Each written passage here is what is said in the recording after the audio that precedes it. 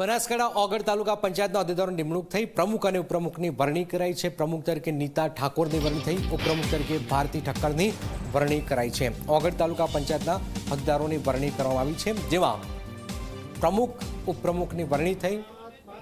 ઓગળ તાલુકા પંચાયતના હોદ્દેદારોની આ નિમણૂક કરવામાં આવી છે। પ્રમુખ તરીકે નીતા ઠાકોરની આ વરણી કરાઈ છે।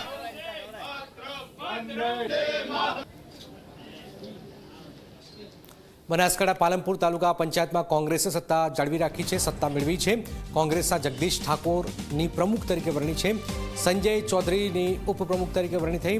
34 સીટોમાંથી 23 સીટ પર કોંગ્રેસે જીત મેળવી છે।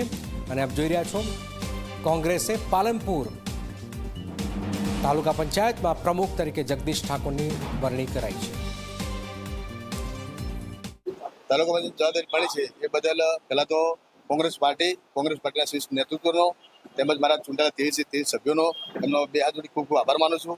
તેમજ 23 સભ્યો સાથે મળી તાલુકા પંચાયતનો વહીવટ કરીશું અને સારા કામો કરીશું।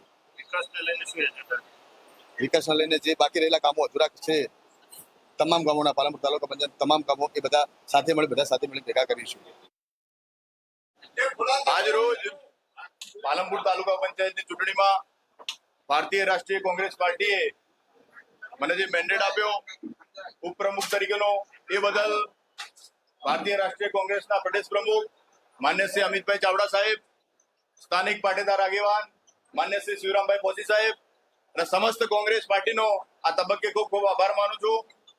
એ સાથે મારા મત વિસ્તાર સદરપુર તાલુકા પંચાયતના તમામ મતદારોનો આ તબક્કે પણ ખૂબ ખૂબ આભાર માનું છું કે સર્વે મને ચૂંટીને મોકલ્યો અને સમગ્ર તાલુકાની સેવા કરવાનો આજે મને મોકો આપ્યો।